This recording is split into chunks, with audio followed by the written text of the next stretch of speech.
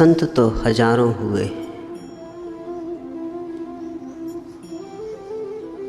पर कबीर ऐसे हैं जैसे पूर्णिमा का चांद, अतुलनीय, अद्वितीय। जैसे अंधेरे में कोई अचानक दिया जला दे, ऐसा यह नाम है। जैसे मरुस्थल में कोई अचानक मरुद्यान प्रकट हो जाए, ऐसे अद्भुत और प्यारे उनके गीत हैं। मैं कबीर के शब्दों का अर्थ नहीं करूंगा, शब्द तो सीधे साधे। कबीर को तो पुनरुज्जीवित करना हो, व्याख्या नहीं हो सकती उनकी। उन्हें पुनरुज्जीवन दिया जा सकता है, उन्हें अवसर दिया जा सकता है कि वो मुझसे बोल सके। तुम ऐसे ही सुनना जैसे ये कोई व्याख्या नहीं है।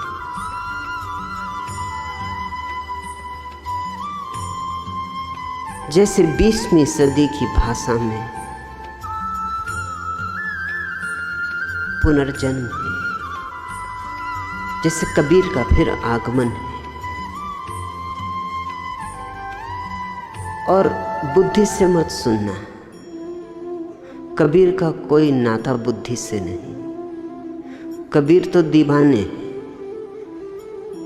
और दीवाने ही केवल उन्हें समझ पाए, और दीवाने ही केवल समझ पा सकते हैं।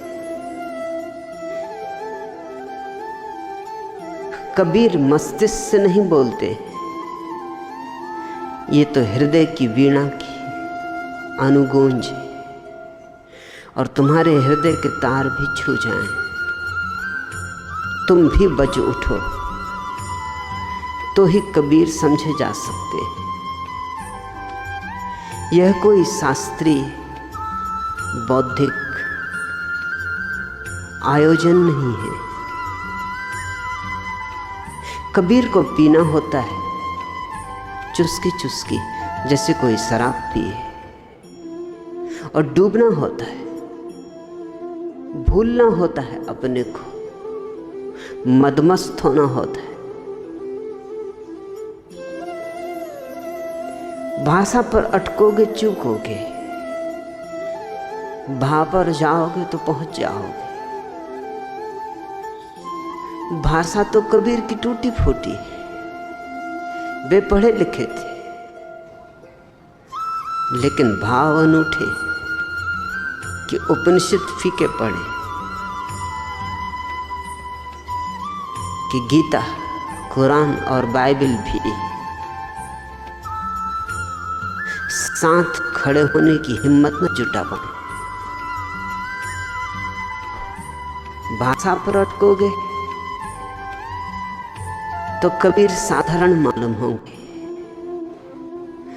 कबीर ने कहा भी, लिखा लिखी की है नहीं, देखा देखी बात नहीं पढ़ के कह रहे। देखा है आंखों से, जो नहीं देखा जा सकता उसे देखा है, और जो नहीं कहा जा सकता उसे कहने की कोशिश की है।